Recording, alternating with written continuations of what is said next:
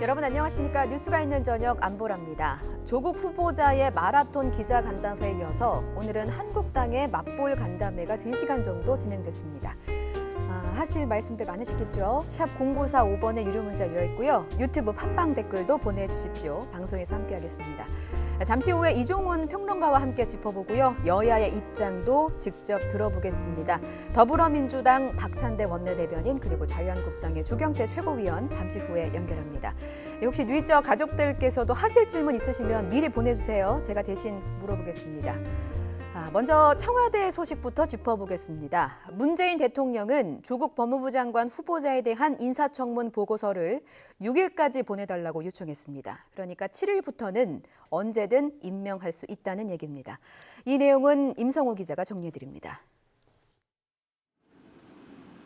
문재인 대통령이 조국 후보자를 비롯한 장관 후보자 6명의 인사청문 경과 보고서를 보내달라고 국회에 다시 요청했습니다.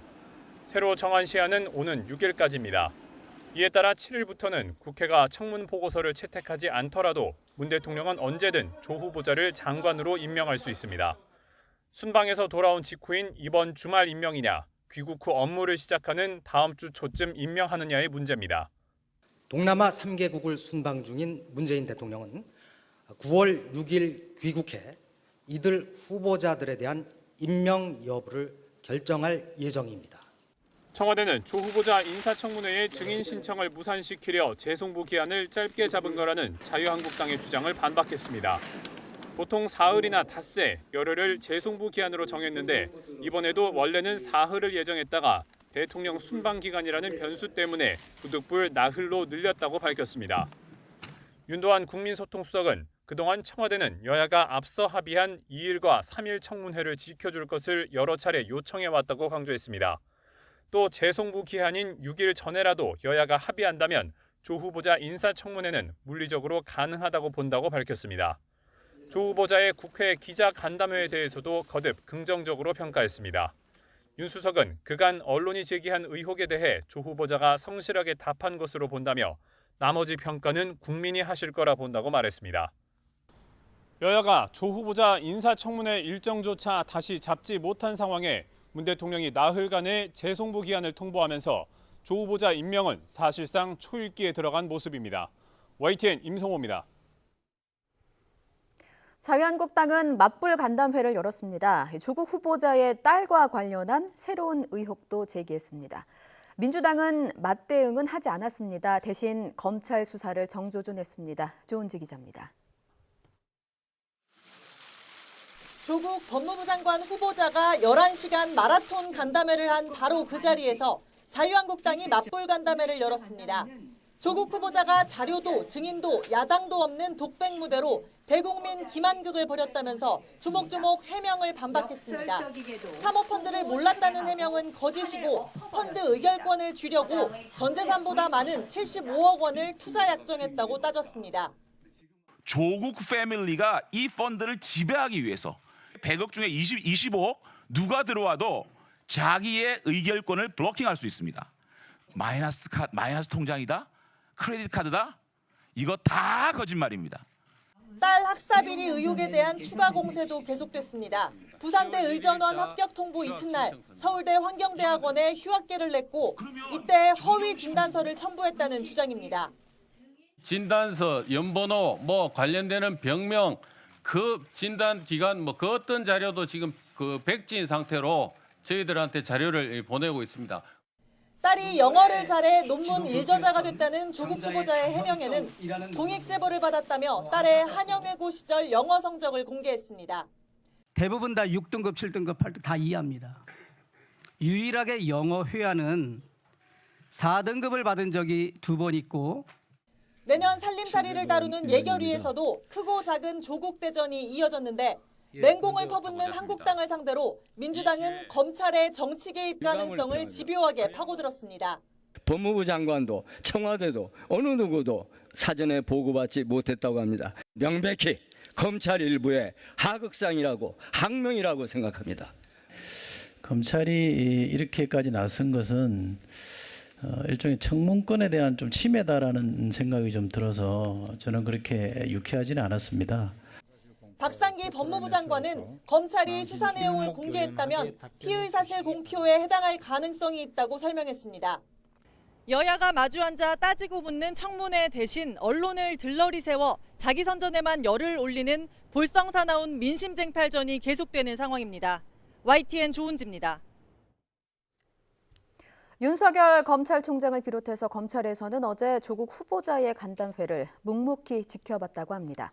간담회가 끝나길 기다렸다는 듯이 검찰은 수사에 속도를 냈는데요. 여러 의혹과 관련해 줄줄이 참고인 소환 조사를 했고 후보자 부인의 연구실도 압수수색에 나섰습니다. 조성호 기자의 보도 보시겠습니다.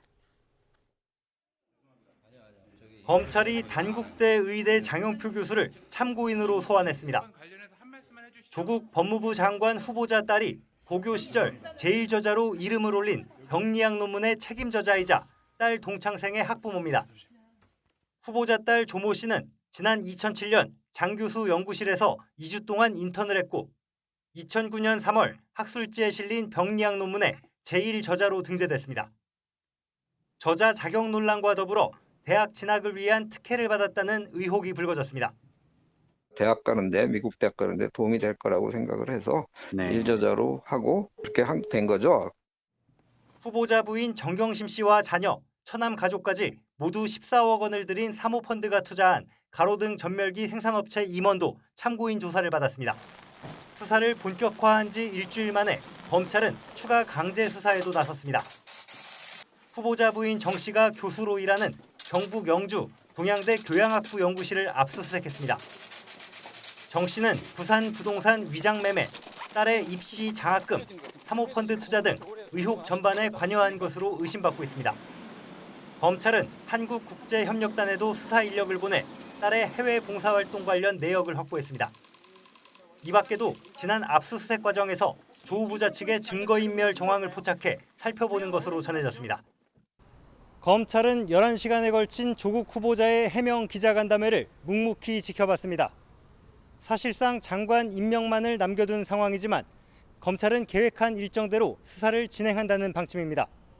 YTN 조성호입니다. 그런가 하면 검찰은 조국 후보자 일가가 운영하는 운동학원의 전현직 이사들에 대한 소환 조사도 벌였습니다. 이 내용은 권남기 기자가 단독 취재했습니다. 검찰이 운동학원 전현직 이사들을 소환해 조사한 것으로 YTN 취재 결과 확인됐습니다.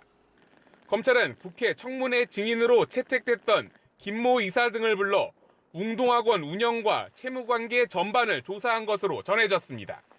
운동학원 압수수색 엿새만으로 검찰은 앞서 이사회 회의록과 재산 현황 등을 확보했습니다.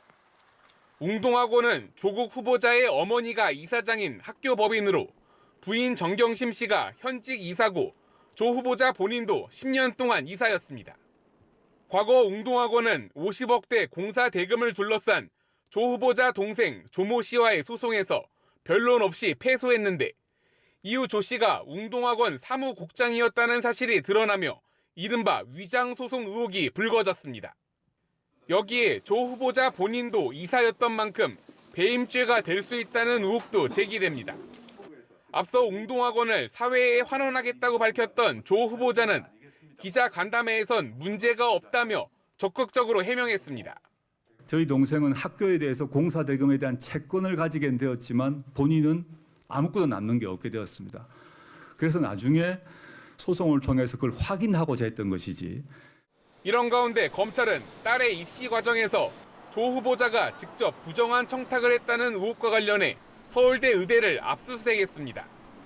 조 후보자는 오히려 딸이 서울대 의학전문대학원에 떨어졌다며 청탁 의혹을 일축했습니다.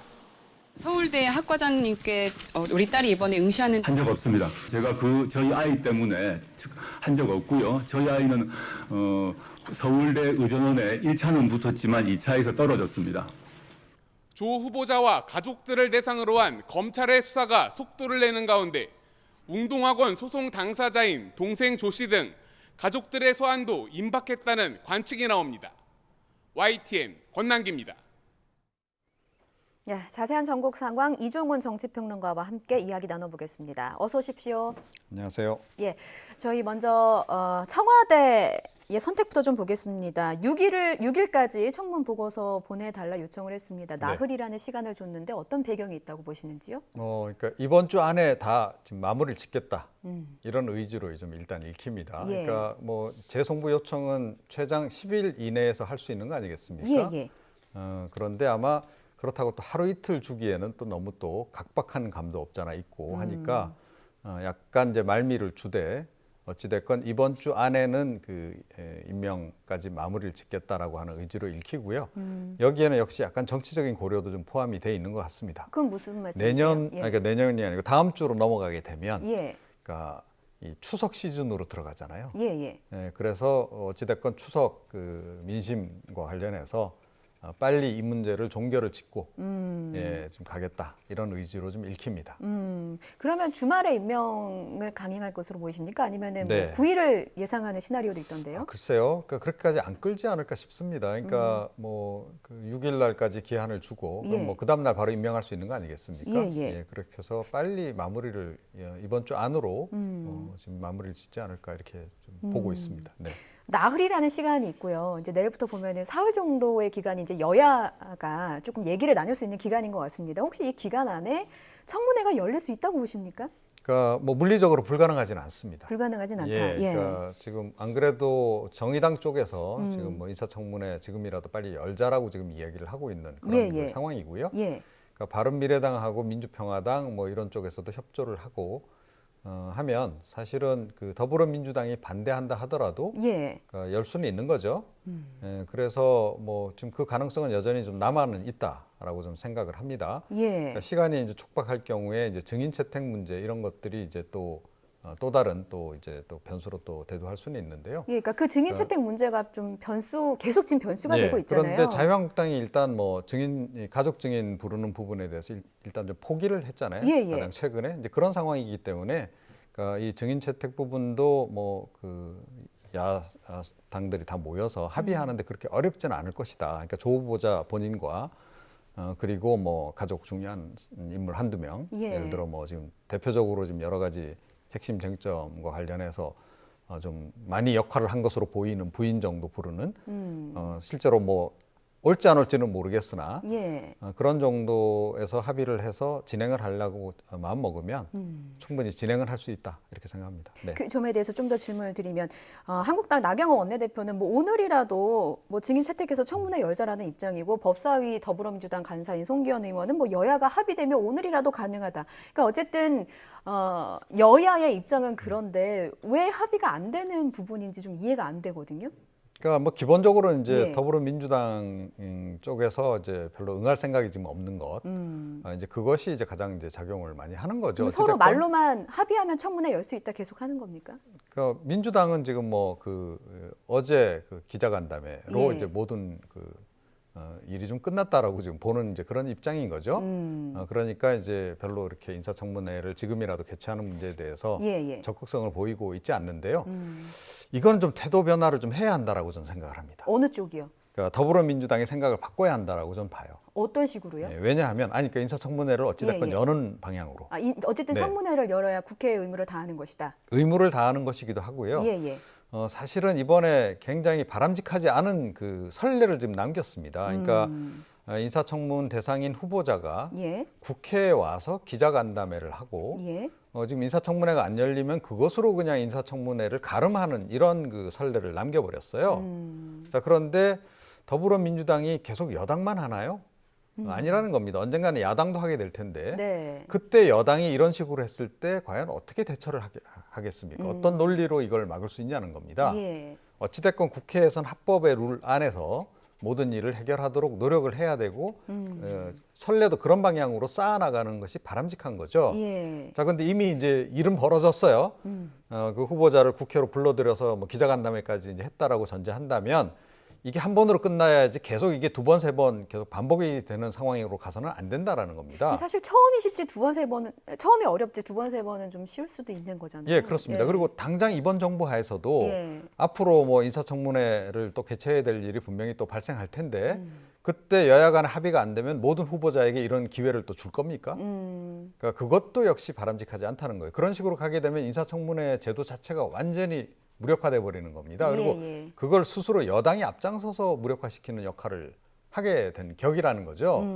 자, 그런 거를 좀 생각하게 되면 또 본인들이 차후에 그 야당이 됐을 경우를 또 생각을 한다 그러면 어찌됐건 뭐 약간 좀 형식적인 과정으로 넘어가는 한이 있더라도 인사청문회는 반드시 열어야 한다. 그거 전 봐요. 그래서 그 점을 아마 더불어민주당이 좀 고민을 할 거라고 보는데 그냥 단순히 그냥 스쳐가는 고민 정도가 아니고 진지하게 이거는 고민을 해봐야 될 거다. 김부겸 의원이 국회에서 조국 후보자가 기자간담회 하는 거에 대해서 반대를 하지 않았습니까? 그건 다 이유가 있는 겁니다. 경험이 있기 때문에 이 얘기를 하는 거기 때문에 좀 귀담아 들어야 한다 이렇게 생각합니다. 그 부분은 잠시 후에 저희가 이제 여야 의원들 연결해서 한 번 더 여쭤보도록 하고요. 어제 있었던 그 조국 후보자의 마라톤 간담회를 잠깐 평가를 하자면 어떤 점수 내리시겠습니까? 저는 후한 점수를 줄 수가 없습니다. 그러니까 왜냐하면 이제 국민적인 의혹이 굉장히 많이 제기가 됐는데 핵심 의혹과 관련해서는 거의 다 피해갔다는 거죠. 핵심 의혹은 피해갔다. 벌써 이제 뭐 보도 보니까 뭐 이런 표현을 뭐 몇 차례 했고 뭐 이런 식으로 다 이제 그러니까 다 분석까지 지금 해서 보도가 나오고 있던데요. 그러니까 가장 많이 한 얘기가 뭐 저는 알지 못했다. 제가 아는 선에서는 뭐 없다. 뭐 이런. 그러니까 알지 못했다라는 얘기 가장 많이 했고 그 다음에 이제 가장 좀 굉장히 핵심적으로 해당될 수 있는 그런 내용들은 지금 검찰이 수사를 하고 있으니까 검찰에서 밝힐 거다. 그러니까 검찰에 떠넘긴 거 아니겠어요? 뭐 그런 식으로 이제 계속 답변을 이제 했다는 겁니다. 그러니까 이 답변 시간이 긴 게 중요한 게 아니고 핵심 쟁점들에 대해서 국민들이 가장 의구심을 갖는 부분에 대해서 명쾌하게 본인 입장에서 설명을 했어야 되는데 그 부분이 좀 석연치 않게 끝나버린 거라는 거죠. 그리고 뭐 약간의 이제 추가 설명이 나오긴 했으나 핵심 쟁점과 관련해서 그동안 그 청문 기획단에서 보도 자료를 통해서 이렇게 언론에 지금 해명을 한 그 이상의 내용이 과연 있었는가? 그렇지는 않았다라는 거죠. 그런 점에서 어제는 제가 보기에는 뭐 인사청문회를 이제 뭐 리허설까지 하면서 준비했다는 거 아닙니까? 그 준비한 내용을 그냥 와서 반복적으로 이야기를 하고 간 거에 좀 불과해서 좀 안타까웠다 이런 생각을 좀 많이 갖고 있습니다. 그렇다면 오늘 한국당의 맞불 간담회는 어떻게 보셨는지요? 그것도 좀 기대 이하였죠. 둘 다 기대 이하였나요?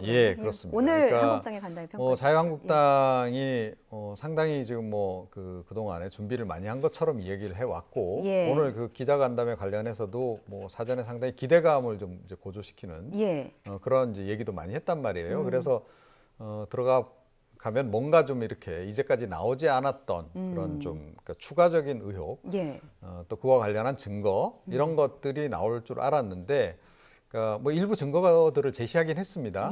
그럼에도 불구하고 그러니까 결정적인 뭐 증거였다라고 보기는 좀 어려운 그런 측면이 이제 없잖아 있는 거죠. 그래서 그러니까 기존에 사실은 뭐 언론 검증 과정에서 제가 보기에 뭐 스모킹 건이 될 만한 것들은 거의 다 나왔다라고 생각을 해요. 그래서 더 추가로 뭐 이렇게 내놓을 만한 스모킹 건이 많지는 않았을 거다라고 보는데 그럼에도 불구하고 그 뭐 어찌 됐건 제1야당으로서 그동안 제보도 많이 받았을 거고 그럴 텐데 그렇게 준비한 거에 비해서 그렇게 맵지는 않았다. 큰 한방은 없었다. 매섭지는 못했다. 이렇게 생각을 합니다. 오히려 지금 뭐 어제 그 조국 그 후보자 기자간담회 이후에 추가로 지금 언론 보도돼 나오는 내용들 중에 더 눈에 띄는 내용들이 더 지금 많은 상황이죠.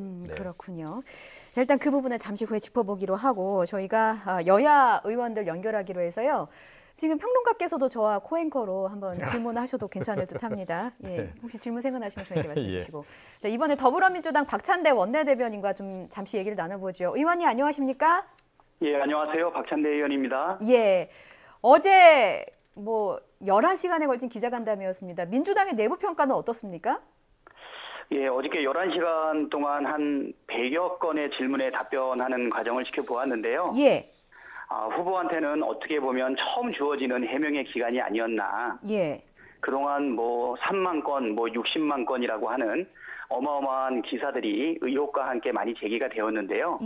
인사청문회를 통해 가지고 그것을 밝히겠다 계속 미뤄오다가 실질적으로 법정 기한인 9월 2일까지 인사청문회가 이루어지지 않는 것을 보면서 아마 작정하고 시간을 잡지 않았나 싶고요. 후보는 비교적 소상하게 자신을 둘러싼 의혹에 대해서 아는 것은 아는 대로, 모르는 것은 모르는 대로 이야기했다고 보이고요. 예. 물론 이제 기자 간담회가 가지고 있는 한계점 때문에 뭐 충분히 다 모든 것을 소명했다고 말할 수는 없는데요. 일방적인 의혹 제기에서 그래도 본인의 입으로 해명을 했다는 부분에 대해서는 의미가 있다라고 생각이 됩니다. 저는 개인적으로는 적지 않은 의혹들이 해소된 부분들도 있다고 생각이 되고요. 또 이것은 뭐 위법하냐 적격하냐 뭐 상황적으로 그럴 수밖에 없었다라고 하는 부분을 뛰어넘어서 국민이 느끼고 있는 어떤 정서적인 실망이나 허탈감에 대해서도 뭐 성찰의 시간 또 뭐 반성, 사과 이런 이 마음도 지금 확인할 수 있었고요.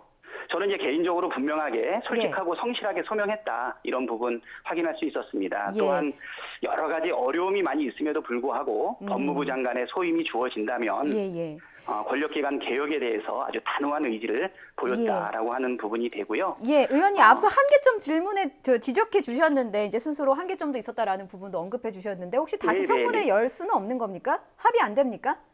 아니 청문회 열어야죠. 열어야 되는데 참 이 청문회와 관련해 가지고는 법이 정해 있는 지금 분명한 절차인데 저희가 갖고 있는 좀 아쉬움은 뭐냐면 처음부터 자유한국당은 청문회와 관련해서는 별로 생각이 없었던 것이 아닌가 이런 생각이 들어요. 그동안의 주장을 보게 되면 청문회 하기 전에 청문회할 자격이 없으니 사퇴해라. 그다음에 또 지금 9월 2일 날 3일 날 대승적인 차원에서 우리가 제시했던 원칙을 어기고 합의를 한 부분에 대해서 받아들였음에도 불구하고 청문회 자체를 뒤로 무산시키려고 하는 부분이 있기 때문에요.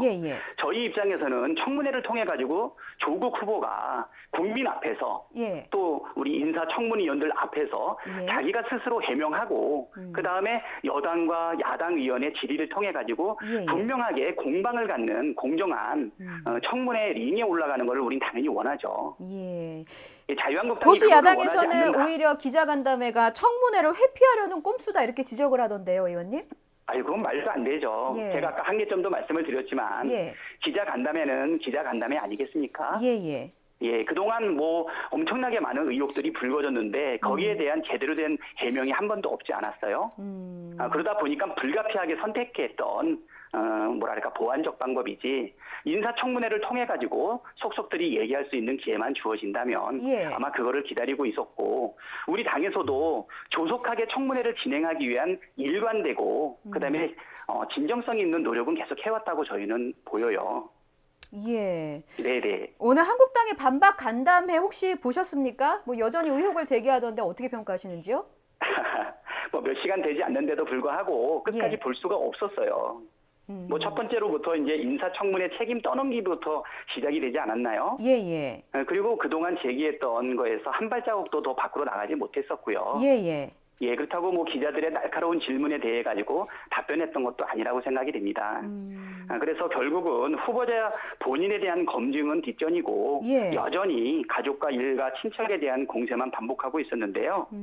결국은 인사청문회 책임 떠넘기기를 통해서 인사청문회를 무산하고 그리고 인사청문회 없이 사퇴시키거나 아니면 인사청문회 없이 임명하게 만드는 아마 그러한 작전이 아니었나 이런 생각이 들고요.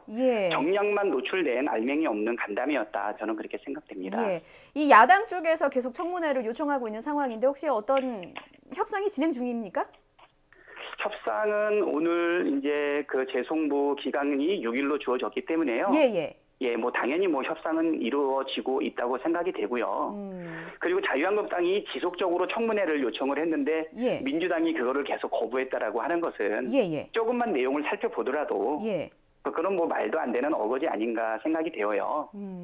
저희는 일관되게 청문회가 맞춰져야 되는 8월 30일 그리고 청와대에 송부해야 되는 9월 2일 범위 안에서 청문회가 이루어지길 바랬고요. 그렇지만 자유한국당이 9월 2일, 그다음에 9월 3일 이틀을 요청을 했을 때 협상의 정권을 가졌던 송기현 간사의 그 선택에 대해서 우리가 고민을 했지만 합의를 반복할 수 없었기 때문에 우리가 그걸 받아들였던 부분이거든요.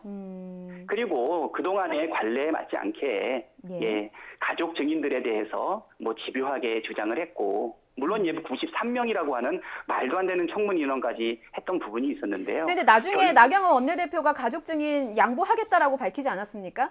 그것을 이제 청문회가 다 무산되고 난 이후에 기자간담회가 이루어지고 나니까 그때서야 청문회가 이루어지지 못하는 부분에 대한 면피적 발언이라고 생각이 되고요. 나경원 대표의 그 말이 진정성이 있다라고 우리도 믿고 싶지만 지금 이인영 원내대표가 취임하고 나서 오늘이 한 120일이 좀 넘었는데요. 한 번도 진정성 있는 그 협상의 결과로 협의가 이루어진 적이 없었어요.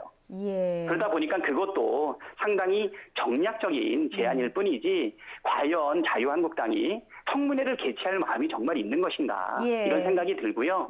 청문회 없이 혹시 임명까지 기다리는 것 아닌가라고 하는 정략적 그 의도에 대해서도 사실 의구심이 많이 들고 있습니다. 알겠습니다. 의원님 저희 말씀 여기까지 듣겠습니다. 오늘 전화 연결 고맙습니다. 감사합니다. 더불어민주당 박찬대 원내대변인과 전화통화를 했고요. 이번에는 자유한국당의 입장도 한번 들어보겠습니다. 조경태 최고위원 연결되어 있습니다. 의원님 안녕하십니까? 네, 안녕하세요. 조경태 의원입니다. 방금 박찬대 의원님과 전화통화 혹시 들으셨는지요? 네, 들었습니다. 민주당은 의혹이 대체로 잘 해소가 됐다고 본다라고 하는데 어떻게 생각하십니까? 글쎄요, 오늘 그 신문에 보니까 어제 간담회가 그 조국 개인의 일방적인 해명이고 셀프 면죄부 간담회였다 하는 내용이 눈에 많이 띄더라고요. 아마 국민들께서 더 없이 이 부분에 대해서 화가 나 있고 지금 천불이 난다는 그런 표현까지 서고 계실 정도입니다. 어떤 부분들이 여전히 의혹이 해소되지 않았다고 보시는 건가요? 우리 사회자님께서 또 잘 아시다시피 고등학교 2학년 학생이 영어 번역 몇 자 해주고 의학 논문 제1 저자가 될 수 있는 확률이 과연 몇 %나 되겠습니까? 또한 그 공부 못하는 학생이 2번 낙제하고도 장학금을 6번 연속으로 받는 확률이 과연 몇 % 되겠습니까? 또 하나가 사모펀드가 뭔지도 모르는 분이 현금 10억 이상을 투자하면서 친하지도 않는 오촌 조카에게 맡기면서 어디에 투자하는지 몰랐다는 그런 투자자가 과연 몇 % 되겠습니까? 그래서 이 세 가지를 또 다 만족시킬 수 있는 경우가 과연 이 세상에 몇 %나 될까요?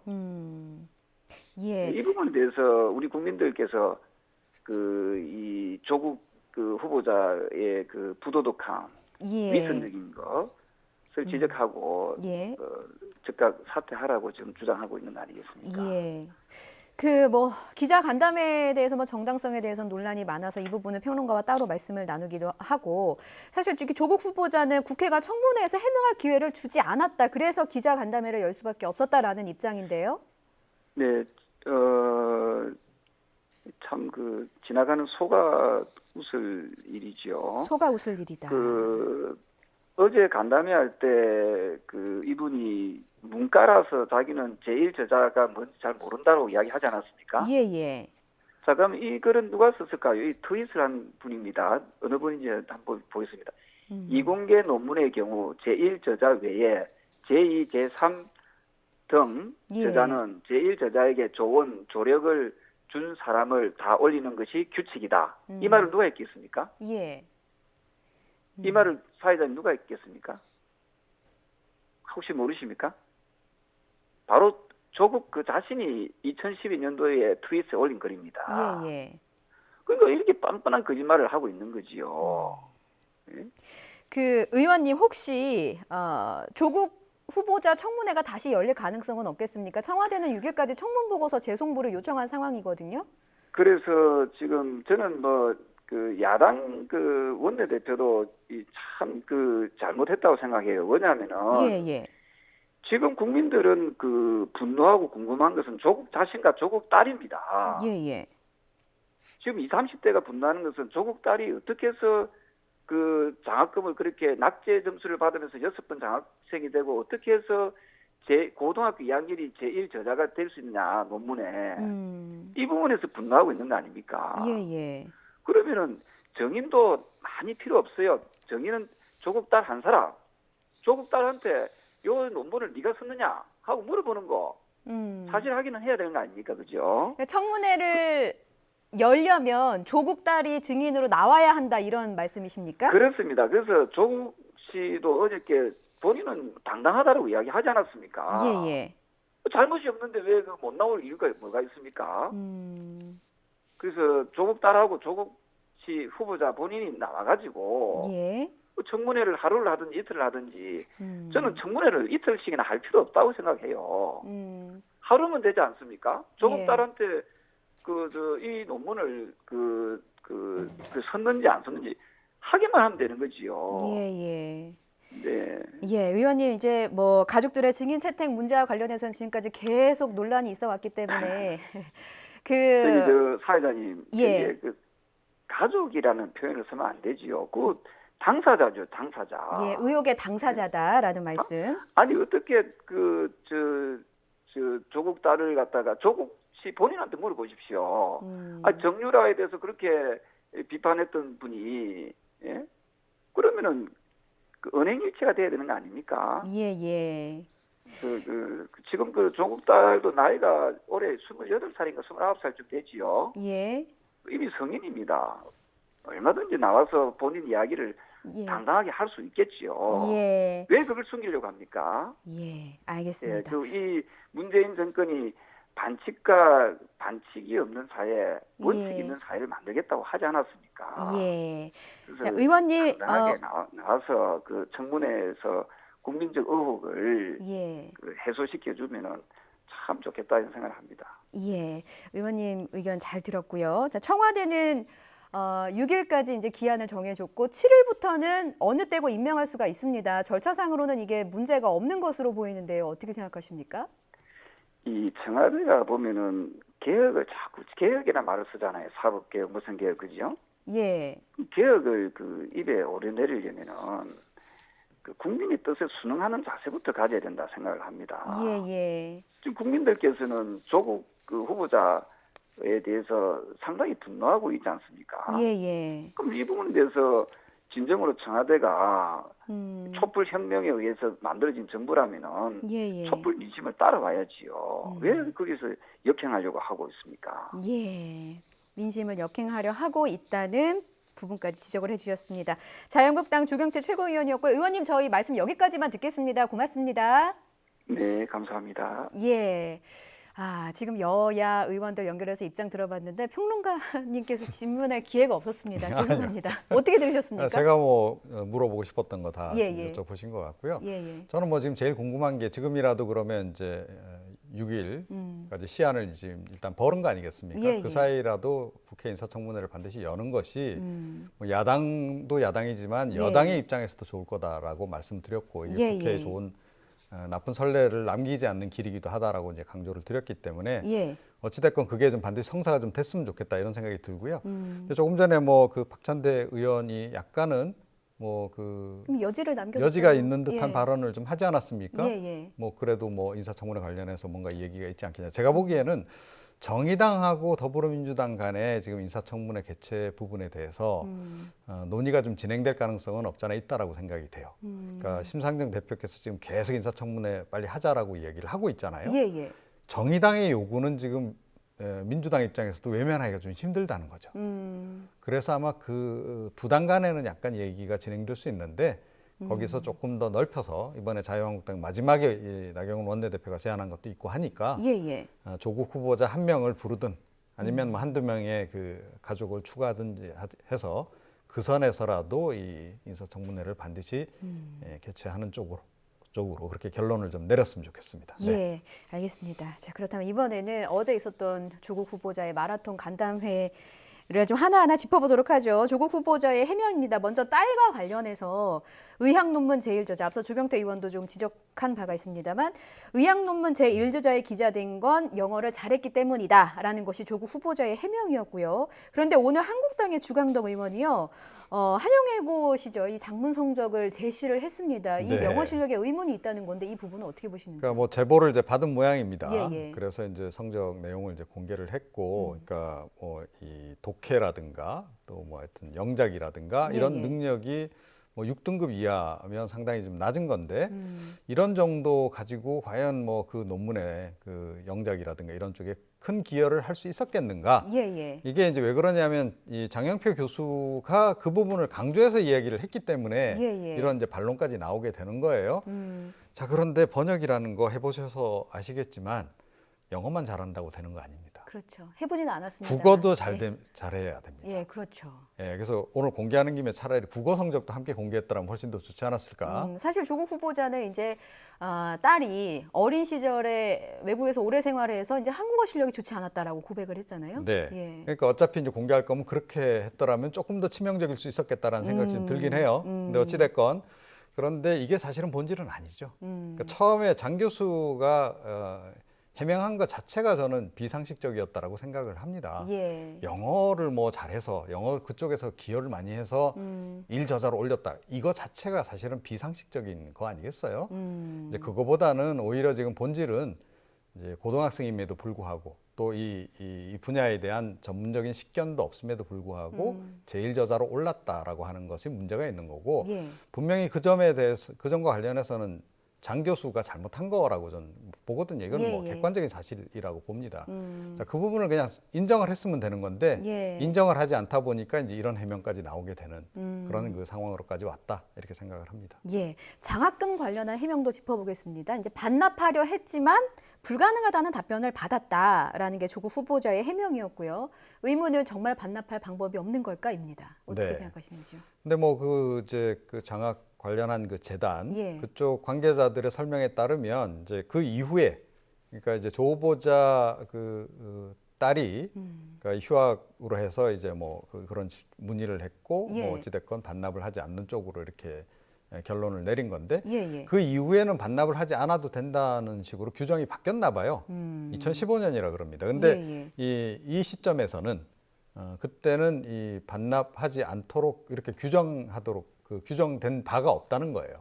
자, 그러면 이제 조 후보자가 거짓말을 하고 있거나 아니면 그 당시에 이제 그 재단의 누군가가 실무자가 잘못 알고 답변을 했거나 이건데 그 실무자를 지금 특정을 못 짓고 있다는 거 아니겠습니까? 자, 그러니까 이것도 좀 답답한 노릇이죠. 그런데다가 더 결정적인 건 뭐냐면 신청하지 않았다라고 얘기를 했단 말이에요. 조 후보자가. 신청하지도 않았는데 서울대 환경대학원에서 장학금을 줬다. 뭐 이 얘기인데 이거는 좀 이제 진실 규명이 더 필요한 부분이 지금 돼버린 거죠. 그러니까 통상적으로 장학금이라고 하면 그러니까 학생들이 먼저 신청을 하죠. 그러면 이제 그 가부를 판정을 내려서 이제 뭐 줄 건지 말 건지를 결정 내리기 마련인데 그렇지 않은 예외적인 경우는 뭐 예를 들어 그 학과 전체에 대해서 학생들 전부에 장학금을 주는 그런 과가 있습니다. 뭐 요즘 잘 나가는 뭐 반도체 학과라든가 이런 경우에는 반도체 그 업체에서 좋은 대학의 이제 반도체 학과 같은 경우에는 전액 장학금 이렇게 해서 주는 경우가 있죠. 자, 그런 경우에는 뭐 그야말로 묻지도 않고 그냥 다 장학금을 주는 경우인데 환경대학원 신입생 모두에게 그럼 다 그렇게 장학금을 그 당시에 줬느냐? 이것도 조금 확인은 좀 필요한 그런 그 상황이죠. 사모펀드 논란도 짚어보겠습니다. 블라인드 펀드라서 이 투자에 대해서 전혀 알 수가 없었다라는 해명이었는데요.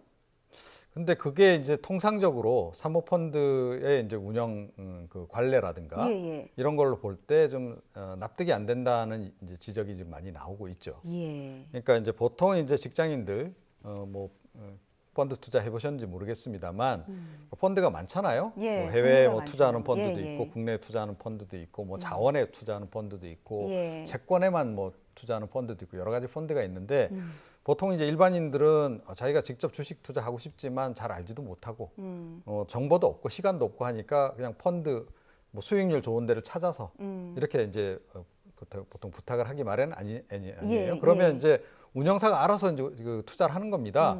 자, 그러면 이제 이 투자자가 시시콜콜하게 간섭을 할 수가 없어요. 자, 그런데 사모펀드 경우는 좀 다르다는 거죠.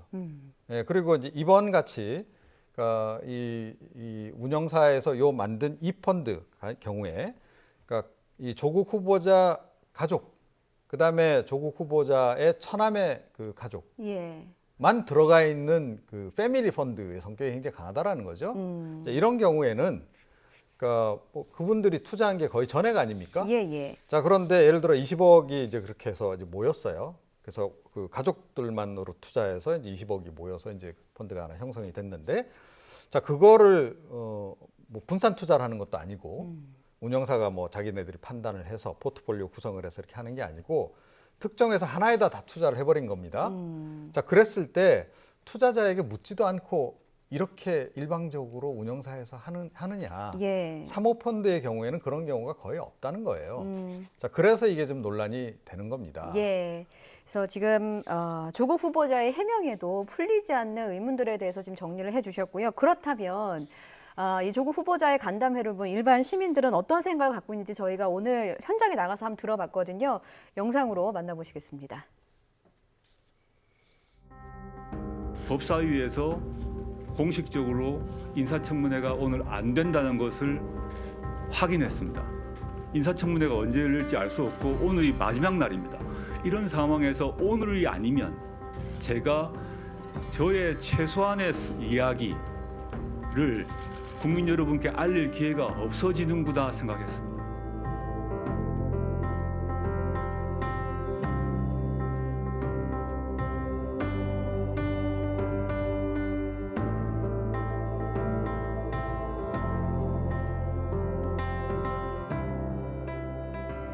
저도 조국 딸 같은 아들이 있어요.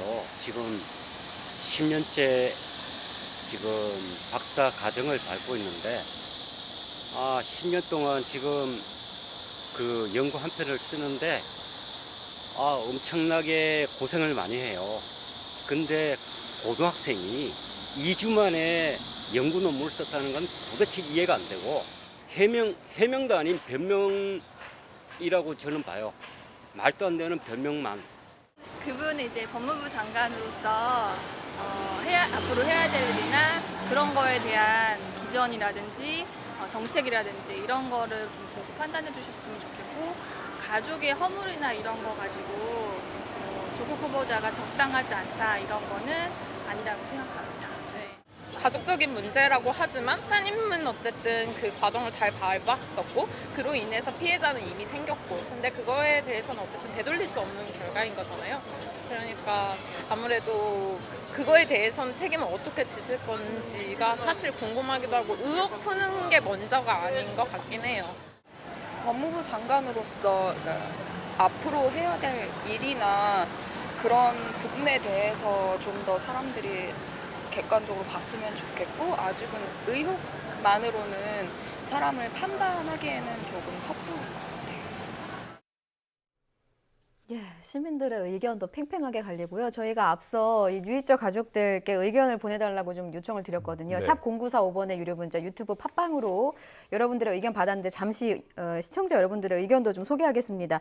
0993님께서는 긍정적인 의견 보내주셨어요. 장관 임명은 대통령의 고유 권한입니다. 여태 청문회 거부하다 갑자기 트집 잡는 한국당 비겁하다, 이런 의견 주셨고, 4445님께서는 조국 후보자 응원의 문자 주셨어요. 실망도 있지만 개혁으로 국민에게 보답해달라는 당부 주셨고요. 반면에 똑같이 부정적인 의견이 들어왔습니다. 2910님, 장관하면 안 된다고 의견 주셨어요. 불성실한 사람이 장관되면 어린 학생들은 무엇을 배우고 바라보겠습니까? 라는 의견. 2991님께서는 사모펀드 관련해서 이제 10억 투자하고도 어디에다 투자했는지 모르겠다고요? 나 같으면 매일 물어볼 것인데 라고. 10억이라는 돈이 워낙 큰 돈이니까 이런 의문점을 좀 나타내 주셨습니다. 그러니까 이런 부분인 것 같습니다. 지금 저희가 현장으로 나가서 일반 시민들의 의견도 들어보고 유이적 가족들의 이제 문자 의견도 들어보고 있습니다만 결국에는 민심 아니겠습니까? 네. 다음 주 추석입니다. 추석 민심 어떻게 되겠습니까? 일단 문재인 대통령은 임명을 할 것 같죠? 네, 예. 임명을 강행하실 것 같고요. 예. 그리고 아마 그 여론이 그렇게 호의적이지 않을 거다라는 것까지 알 겁니다. 그럼에도 불구하고 돌파할 수밖에 없다라는 이제 정무적인 판단을 제가 보기엔 내린 것 같고요. 뭐 제 짐작입니다만, 그러니까 청와대 또는 그 문재인 대통령도 조국 후보자와 관련한 의혹이 이렇게까지 많을 줄은 몰랐을 것이다 라고 좀 생각을 합니다. 그래서 아마 조금 놀랐을 수도 있고 아마 중간에 굉장히 심각한 고민도 좀 많이 하지 않았을까 싶어요. 그런데 이제 그러면 이제 이 문제를 어떻게 정리를 할 거냐, 출구 전략을 이제 생각하는 과정에서는 그러니까 조 후보자를 그야말로 버릴 거냐 아니면 살릴 거냐 이제 이 양단 간에 이제 결정을 내려야 되는데 정치적으로 여러 가지를 고려해 봤을 때 아직은 당분간은 일단은 살려놔야 된다. 그게 우리한테 더 유리하다라는 판단을 내렸을 가능성이 높다라고 좀 봐요. 그러니까 그 부분조차도 저는 개인적으로 좀 안타깝게 생각을 합니다. 왜냐하면 그러니까 어찌됐건 촛불혁명의 힘으로 지금 만들어진 정부 아니겠어요? 그러면 그러니까 국민들이 지금 주인이라고 지금 생각을 하고 있어요. 나라의 주인. 자, 그런데 과거와 같은 그런 그 일들이 자꾸 반복되는 것을 또 이 정부가 적폐청산에 대해서 누구보다도 그 어떤 정부보다도 앞장서서 이렇게 해왔는데 조국 후보자 뭐 본인도 인정을 했다시피 그러니까 이른바 적폐 세력들이 했을 법한 일들을 상당히 많이 과거에 지금 이제 저지른 거 아니겠어요? 자, 이런 부분을 그냥 묻고 넘어가야 이제 되는 그런 상황이라고 본다면 국민들로서는 실망감이 상당히 클 수밖에 없는 거죠. 그래서 어쩔 수 없이 뭐 지금 이제 조국 후보자를 그래도 지지할 수밖에 없는 진보 지지층 사이에서도 상당히 갈등하는 그런 그 대목이 좀 많이 읽혀요. 저한테 그런 얘기도 전에 오는 분들도 많고 문재인 대통령을 지지했지만 그리고 어쩔 수 없이 지금 조국 후보자 법무부 장관으로 임명까지 시켜야 된다고 생각은 하지만 그럼에도 불구하고 굉장히 좀 이렇게 아쉬운 부분이 많다라는 얘기를 좀 이제 전해오는 분들도 있고 그런데 아직까지 의혹이 명확히 해소가 되지 전반적인 그 진보 지지층들의 생각이 아닐까 싶어요. 그렇다 그러면 이제 그 부분을 이제 어떻게 앞으로 이제 해소할 수 있느냐 하는 거고 조국 후보자가 뭐 그런 여러 가지 문제도 불구하고 국민들에게 사과를 하고 그래도 자기는 뭐 검찰 개혁은 꼭 이루고 싶다라고 지금 이야기를 했는데 그걸 통해서 정말 성과를 낼 수 있을지 그 부분에 대해서도 사실은 국민들로서는 확신이 안 들 거다라고 봐요. 저도 확신이 안 들거든요. 이제 그런 이제 의구심들을 어떻게 이제 해소해 나갈 것이냐. 이게 이제 문재인 대통령의 과제인 동시에 조국 후보자의 과제이고 더불어민주당의 과제이기도 하다. 이렇게 생각합니다. 미래에 대해서는 뭐 어느 누구도 확신을 할 수 없는 것이긴 하죠. 평론가님 말씀은 여기까지 듣겠습니다. 저희는 60초 뒤에 돌아오고요. 평론가님은 여기서 인사드릴게요. 고맙습니다.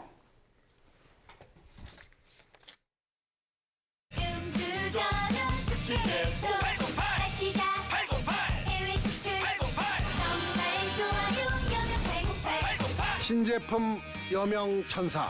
여명천사? 정말 좋아요. 저는 요즘 부쩍 바빠졌습니다. 그래서 저는 광동 침양환으로 지친 몸을 깨웁니다. 귀하디 귀한 침양으로 만든 광동 침양환. 광동제약이 까다롭게 고른 귀한 침양의 녹용 그리고 믿을 수 있는 국산 원료 13종까지 이 한 알에 다 들어있습니다. 침양도 광동이 만들면 다릅니다. 당신도 광동 침양환으로 깨어나십시오. 개헌하십시오. 광동 침양환. 신용을 지키지 않는 사람들로 빛을 잃어가는 우리의 사회. 고려 신용정보가 밝히겠습니다. 당신의 희망찬 미래를 위해 고려 신용정보. 뉴스가 있는 저녁 함께하고 계십니다. 내일 서울 안보대화라는 행사가 시작됩니다. 아시아 태평양 지역 차관급 다자 안보회의인데요. 이번에 서울에서 열리는 겁니다. 미국이 불참하는 듯 했다가 마음을 바꾼 것 같습니다. 뒤늦게 참석하겠다는 뜻을 밝혔는데 이 대표로 주한미군 사령관을 보내기로 했습니다. 이게 어떤 의미가 있는지 강정규 기자가 분석해드립니다. 내일부터 2박 3일 일정으로 열리는 서울 안보대화의 설명 자료입니다. 참가 국가 명단에 지운 흔적이 남아있는데 당초 미국이 적혀있던 자리입니다. 이번 행사에 불참하는 듯했던 미국이 뒤늦게 대표를 보내겠다고 알려왔습니다. 로버트 에이브럼스 주한미군 사령관이 행사 둘째 날 오전 개회식과 정경두 국방부 장관이 주재하는 만찬에 참석하기로 한 겁니다. 주한미군 사령관이 서울 안보대화의 대표가 된 건 이번이 처음입니다. 예전엔 주로 국방부 차관보나 주한미군 부사령관을 보냈던 만큼 오히려 격은 한 단계 높아졌습니다. 한일 군사정보보호협정, 지소미아 종료 결정 이후 한미동맹의 균열을 우려하는 목소리가 높아지자 진화에 나선 것으로 풀이되는 이유입니다. 국방부도 청와대가 발표한 미군기지 조기 반환 조치가 미국을 압박하는 게 아니란 입장을 불쑥 내놓으며 화답했습니다. 질문이 오늘은 없으신 것 같습니다. 그러면 최근에 발표한 주한미군 기지 조기 반환 관련돼서 말씀드릴 사안이 있어서 이번 발표를 최근에 한일 관련 외교안보 이슈와 연계해서 미측에 대한 압박 의도가 포함되었다고 해석하는 것은 적절치 않습니다. 마치 약속한 듯한 한미 군 당국의 손짓에 이어 서울 안보대화기간 동맹에 균열은 없다는 직접적인 메시지도 나올지 주목됩니다. YTN 강정규입니다. 우길기, 일본 군국주의의 상징이죠. 우리에겐 뼈아픈 역사를 떠올리게 하기도 합니다. 그런데 내년 도쿄올림픽에서 이 우길기가 경기장을 장식할 것 같습니다. 도쿄올림픽 조직위원회가 우길기 응원을 허가하겠다고 밝혔습니다. 김재영 기자입니다. 지난달 말 도쿄에서 열린 올림픽 단장회의에서 대한체육회 관계자는 도쿄올림픽 조직위에 올림픽 기간 우길기 사용 금지를 요구했습니다.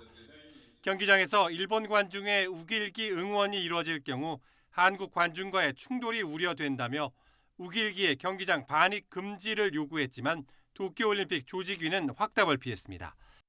이후 도쿄올림픽 조직위는 우길기 응원에 대한 SBS의 질의에 우길기가 일본에서 광범위하게 사용되기 때문에 막을 이유가 없다고 답변했습니다. SBS는 도쿄 조직위가 우길기 자체는 어떤 정치적 의미를 담지 않기에 금지 품목으로 간주하지 않는다고 강조했다고 전했습니다. 보도와 관련해 우리 외교부는 정례 브리핑을 통해 일본의 시정을 촉구했습니다. 스포츠 이벤트를 정치적 메시지를 전달하는 수단으로 쓰는 것은 스포츠 윤리 규정에 부합하지 않는다며 우길기 사용이 시정되도록 관련 부처와 노력해 나가겠다고 밝혔습니다. 우길기라는 것이 주변 국가들에게 과거 군국주의와 제국주의의 상징으로 인식되고 있다는 점은 일본 측도 잘 알고 있을 것으로 생각합니다. 일본 측이 겸허한 태도로 역사를 직시할 필요가 있습니다. 앞서 지난달 말 국제경기에서 우길기의 경기장 반입 금지 조치 촉구 결의안을 의결한 국회 문화체육관광위원회도 반발했습니다. 문광희 위원장인 안민석 민주당 의원은 국제올림픽위원회 IOC가 우길기 사용을 암묵적으로 용인하고 있다고 비판했습니다.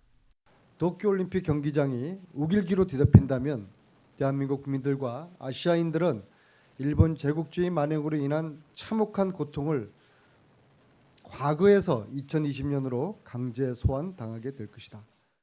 앞서 일본은 내년 패럴림픽 메달에 우길기를 연상케 하는 디자인을 사용해 논란을 일으켰습니다. YTN 김지영입니다.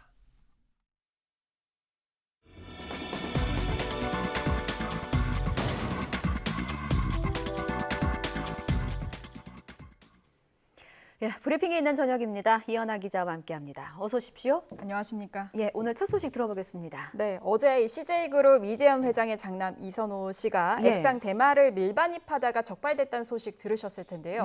액상 대마뿐만 아니라 다른 종류의 마약까지 국내로 밀반입했던 것으로 밝혀졌습니다. 이게 어떤 종류의 마약들인가요? 대마 성분 사탕과요, 그리고 대마 성분 젤리 수십 개, 그리고 여러 종류의 대마 흡연 도구가 적발이 된 겁니다. 대마 사탕과 젤리는 이제 비닐로 꽁꽁 포장한 상태였는데요. 지금 화면에 보이는 저거네요. 네, 맞습니다. 그러니까 저게 마약이라는 거죠? 네, 그렇습니다. 그래서 이제 지금 보시는 것들이 이제 보면은 사탕과 젤리의 경우에 대마 성분을 넣은 제품인데요. 이 제품이 이제 세관에 적발이 쉽지가 않고 흡입이 간편한 특성이 있습니다. 뭐 이쯤 되면은 상습적이 아닌가라는 의구심을 지울 수가 없네요. 네, 맞습니다. 다양한 종류의 마약을 밀반입했다는 점을 볼 때요. 이 씨가 상습적으로 마약을 복용했거나 혹은 다른 공범이 있을 가능성까지 의심해 볼 수 있습니다. 검찰은 혐의를 인정한 점 등을 고려해서 이 씨를 풀어줬는데 만약 상습적으로 마약을 투약한 정황이나 추가 범죄 사실이 드러날 경우 이제 구속영장 청구는 불가피할 것으로 보입니다. 검찰은 이 씨의 모발을 채취해서 정밀 검사를 의뢰했습니다. 이 모발 검사에서는 보통 1년간의 투약 사실이 나타나기 때문에 상습성 여부를 밝힐 수 있을 것으로 보입니다. 뭐 한두 개도 아니고 여러 종류. 검찰이 이 씨를 풀어진 이유를 선뜻 납득할 수가 없습니다. 네. 이 기자는 어떻게 보시는지요? 그 당시 이제 검찰은 이 씨를 현행범으로 체포를 해서요. 예. 진술서 작성 후에 이제 간단한 조사 마치고 귀가 조치시켰습니다. 예. 이 씨가 검찰 조사 과정에서 이제 모든 혐의를 인정했다는 것이 이유인데요. 사실 이 귀가 조치를 두고 특혜 논란이 일고 있습니다. 예. 왜 그러냐면 이제 보통 마약범의 경우는 도주나 증거인멸 등의 우려가 있기 때문에 보통 이제 체포 후에 구속 수사가 일반적이라고 합니다. 예. 이에 대해서 이제 검찰이 굉장히 좀 예외적인 그 선택을 한 것인데 검찰의 입장은 그렇습니다. 이 씨의 범죄 전력 여부 그리고 뭐 마약 종류 그리고 혐의 인정 등을 종합적으로 고려해서 불구속 상태 수사 중이다. 이런 결정을 내렸다라고 밝혔는데요. 예. 검찰은 앞으로 이 씨의 마약 상습 투약 여부나 공범 여부 등에 대한 수사도 이제 계속할 계획입니다. 예, 뭐 재벌가 3세들의 이 마약 의혹이 끊이지 않아서 말입니다. 네. 일단 CJ 측에서는 타격이 불가피할 것 같고 이선호 씨는 어떤 인물인지 좀 소개가 필요하겠습니다. 네, 올해 29살 이선호 씨는요. 예. CJ그룹 이재현 회장의 첫째 아들입니다. 미국 컬럼비아대 금융경제학과를 졸업 후에 2013년에 CJ제일제당에 입사를 했고요. 예. 현재 직책은 식품전략기획 담당 부장인데 이 검찰 조사 중인 상황에서는 출근을 하고 있지 않는 걸로 알려져 있습니다. 그렇군요. 다른 재벌가 3세들도 지금 마약 사건 관련해서 재판을 받고 있는 중이잖아요. 맞습니다. 예. 앞서서 현대그룹 3세 정모 씨와 그리고 SK그룹 3세 최모 씨가 마약 투약 혐의로 재판에 넘겨졌는데요. 예. 검찰이 지난달 결심 공판에서 정 씨와 최 씨에게 각각 징역 1년 6개월에 1,000여만 원의 추징을 구형했습니다. 예. 재벌가 3세가 투약한 이 마약은 현재 검찰 조사를 받고 있는 이선호 씨가 밀반입을 시도하려다 적발된 마약과 동일한 액상대마 카트리지입니다. 그렇군요. 다음 소식도 들어보겠습니다. 네. 무슨 소식입니까? 안타까운 소식인데요. 80대 노모와 50대 지체장애인 아들이 집에서 숨진 사건입니다. 경찰이 이 사건에 대해서 살해 유력 용의자로 둘째 아들을 지목을 해서 행방을 쫓고 있었는데 오늘 오전에 숨진 채 발견이 됐습니다. 예, 이 사건 좀 처음부터 짚어볼까요? 네, 이 사건 최초 발생은 지난 1일 새벽 4시쯤입니다. 예. 서울 강서구 한 아파트에서 벌어졌습니다.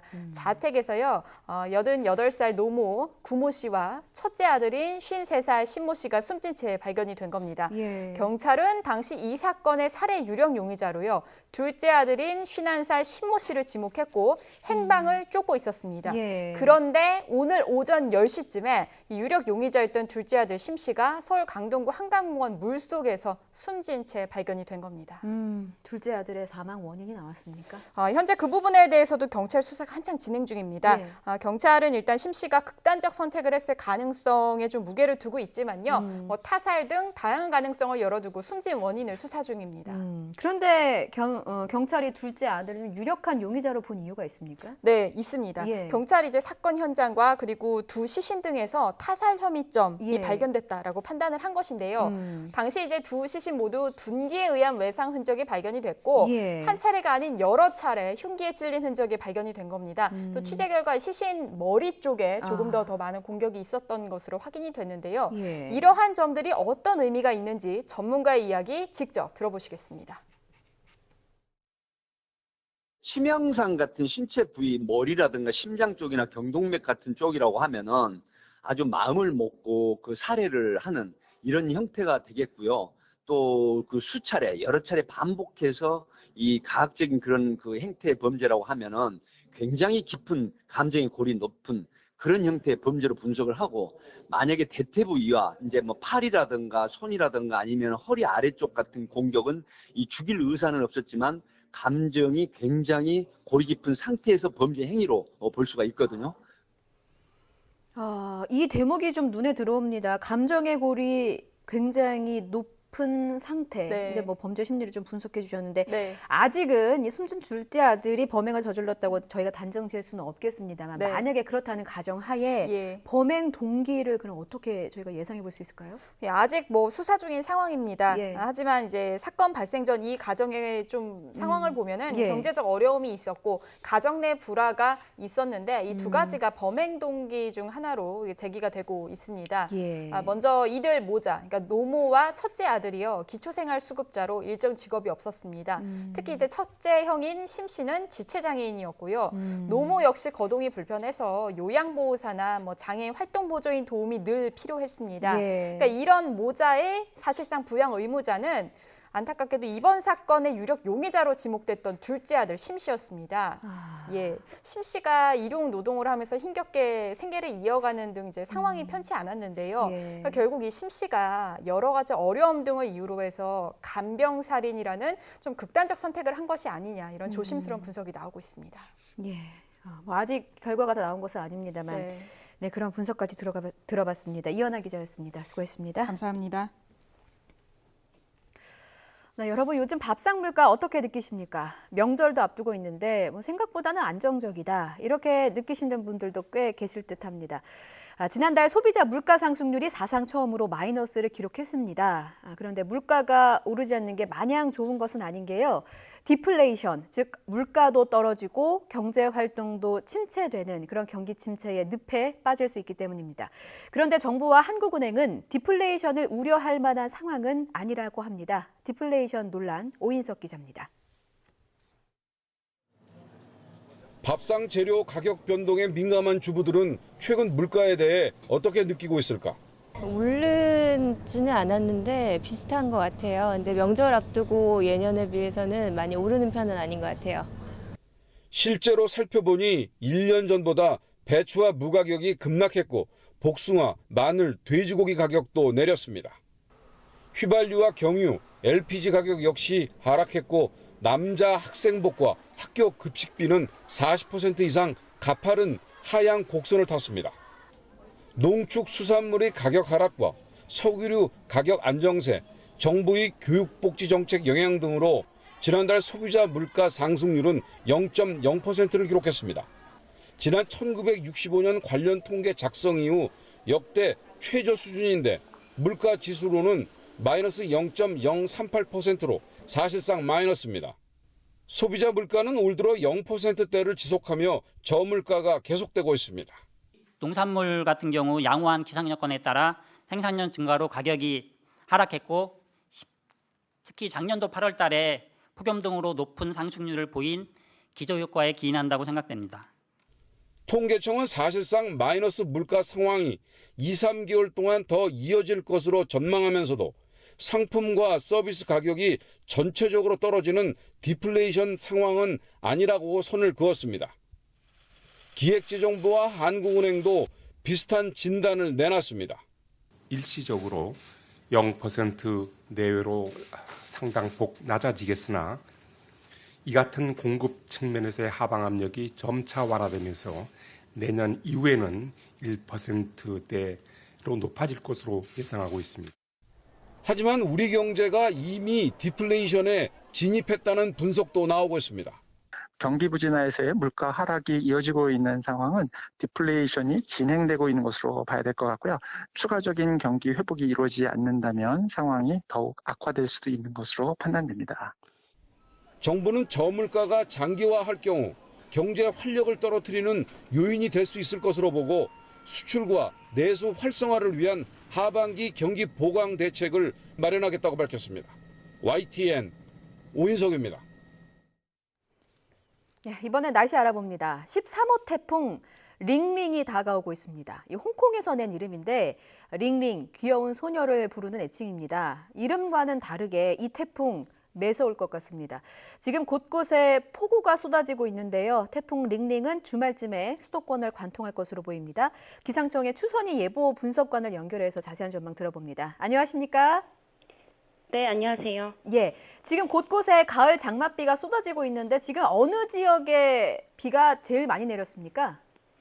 네, 그제와 어제 정체전선이 주로 남해상과 남해안에 위치했기 때문에 예. 제주도와 남해안에 비가 가장 많이 내렸습니다. 지금 남해안은 지금까지 최고 150mm 내렸고요. 예. 제주도는 최고 350mm 이상 비가 내렸습니다. 아, 그렇군요. 거의 폭우가 쏟아졌네요. 지역별로 좀 자세히 살펴보면 어느 지역에 비가 앞으로 얼마나 더 내리겠습니까? 네, 오늘까지는 정체전선이 이제 남부지방으로 북상했기 때문에 남부지방에 비가 강하게 내렸는데요. 예. 내일 새벽부터는 양상이 조금 달라집니다. 내일은 정체전선도 있지만 서해상에서 저기압도 발달해서 들어오면서 예. 전국에 비가 오겠고요. 특히 중부지방과 남해안에 비가 강하게 내리겠는데요. 모레까지 중부지방은 100에서 200mm의 비가 내리고 많은 곳은 300mm 이상도 내리겠고요. 그리고 남부지방과 제주도, 강원 영동은 30에서 80mm, 그리고 많은 곳은 120mm 이상 내릴 것으로 예상이 됩니다. 예. 그리고 아까 말씀드린 것처럼 남해안과 중부지방에 비가 가장 강하게 내릴 것으로 보고 있는데요. 예. 남해안은 오늘 자정을 넘어서면서 비가 더 강해져서 아침까지 강할 것으로 보고요. 그리고 중부지방은 내일 아침부터 모레까지 지속적으로 강하게 내리는 곳이 많겠습니다. 예. 남해안에 계신 분들은 좀 밤에도 긴장을 늦추시면 안 될 것 같다는 예보 좀 전해주셨고 13호 태풍 링링이 지금 북상 중입니다. 예상 경로는 어떻게 됩니까? 네, 태풍 링링은 내일 오후에 대만 동쪽 해상을 지나서 금요일 아침에 제주도 남쪽까지 북상을 하면서 제주도에 영향을 주기 시작하겠고요. 이후 서해상에서 북상을 한 뒤에 토요일에는 경기 서해안을 지나서 일요일은 영흥만에서 빠져나가면서 전국에 영향을 줄 것으로 예상됩니다. 태풍 영향권에 있는 지역은 뭐 다 조심해야겠습니다만 특별히 대비를 철저히 해야 할 지역은 어딜까요? 네, 태풍의 진행 방향을 중심으로 오른쪽을 위험반원, 왼쪽을 가항반원이라고 하는데요. 예. 그 위험반원에서는 태풍 자체의 회전 방향과 태풍의 진행 방향이 일치하기 때문에 풍속이 더 강하게 불고 반대로 가항반원에서는 두 바람이 서로 상쇄되기 때문에 비교적 약해집니다. 태풍 링링이 지금 경로대로 서해상을 통과하게 되면 우리나라 전체가 태풍의 오른쪽에 놓이기 때문에 전국적으로 태풍의 영향을 받겠고요. 특히 태풍 경로가 가까운 서쪽 지방과 남쪽 지방을 중심으로는 비의 양도 많고 바람도 굉장히 강할 것으로 보이기 때문에 철저한 대비가 필요합니다. 비바람에 대비를 해야겠군요, 전국이요. 뭐 지금은 링링이 소형급 태풍이라고는 하는데 이게 중형급으로 발달할 것이라는 전망도 나왔습니다. 네, 태풍이 우리나라로 오는 경우에서 해수면 온도를 살펴보면 29도 정도로 굉장히 높은 분포를 보이고 있는데요. 태풍이 발달할 수 있는 27도보다 높기 때문에 에너지원이 꾸준히 유지된다고 볼 수 있습니다. 이 때문에 대만과 우리나라의 중간 지점쯤을 지나는 금요일경에는 중형급으로 발달할 것으로 보고 있습니다. 이게 9월 태풍이 참 위험하다고들 하잖아요. 이게 과거와 비교해서 좀 설명 부탁드립니다. 이게 왜 그렇습니까? 네, 9월 태풍이 강한 이유는 크게 두 가지인데요. 첫 번째는 바다의 온도 때문입니다. 네, 태풍은 고온의 바다에서 발달할 수 있다고 아까 말씀드렸는데 9월은 1년 중에서 바다의 온도가 가장 높은 시기라서 태풍이 가장 강하게 발달할 수 있습니다. 또 두 번째는 태풍의 속도인데요. 최근에 8월 말에 선선한 날씨를 경험하셨듯이 이 시기에는 북서쪽에서 차고 건조한 공기가 우리나라를 자주 지나게 됩니다. 근데 이 차고 건조한 공기가 태풍을 빠르게 끌어올리는 역할을 하게 됩니다. 보통 태풍은 자신이 태어난 열대 해역에서 벗어나서 중위도권으로 들어오게 되면 점점 약해지기 마련인데요. 태풍이 충분히 약해지지 않은 상태에서 태풍을 빠르게 끌어올리면서 강한 상태로 우리나라에 도착할 가능성이 커지기 때문에 9월 태풍이 강하다고 할 수 있습니다. 2010년에 발생했던 태풍 곰파스도 9월에 우리나라를 지나간 태풍이었는데요. 당시에는 전국적으로 50에서 200mm의 비가 내리면서 경기 북부와 남해안, 제주에 비가 집중됐고 그리고 서해안을 중심으로는 바람도 순간적으로 시속 100km 이상 강하게 분 지역들이 많았습니다. 지금 말씀하신 매미, 나리, 곰파스 모두 큰 피해를 준 태풍들인데 이번만은 좀 무사히 지나가길 바라겠습니다. 여기까지 듣겠습니다. 고맙습니다. 네, 감사합니다. 기상청의 추선희 예보 분석관이었습니다. 자, 끝으로 뉴이적 가족들의 의견 잠깐 보고 가겠습니다. 조국 후보자를 둘러싼 논란과 관련해서 의견이 끊임없이 들어오고 있습니다. 3073님, 어제 기자간담회를 보니까 조국 본인은 문제는 없는 것 같고 의혹도 많이 풀렸다고 보신다고 의견 주셨고요. 7747님께서는 조국 후보자를 향해서 응원 주셨습니다. 대한민국 정치 개혁을 위해서 과거로 거스르지 않는 앞으로의 미래 부탁드린다는 당부 주셨고 9007님께서는 조국 후보자가 사법개혁의 적임자라는 의견도 주셨습니다. 3073님, 이제는 대통령의 시간이니 정부의 필요에 맞게 장관 임명 이루어지길 바란다는 바람도 주셨습니다. 그와는 반대 의견도 좀 많이 들어왔는데요. 4486님의 경우는 자신의 가족도 돌보지 못하는 사람이 법무부 장관에 앉는 게 맞다고 생각됩니까? 무조건 모르쇠로 일관하는 사람이 법무부 장관이 되면 어떻게 될지 상상만으로 무섭다는 의견. 5077님, 법무부 장관으로서의 도덕성 부분에서 의혹이 너무 크다. 굳이 조국이어만 한다는 건 아집이라고 보입니다. 현명한 선택이 이루어지길 바란다는 의견 주셨고 8924님께서는요. 조국 법무부 장관뿐 아니라 교수 모두 자격이 없다라는 일침 주셨습니다.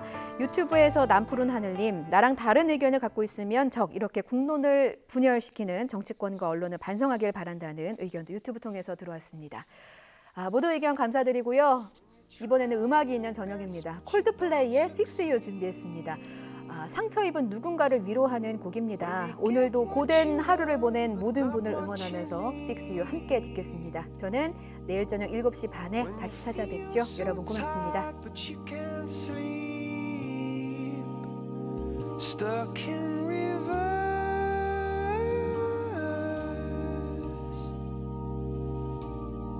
And the tears come streaming down your face when you lose something you can't replace.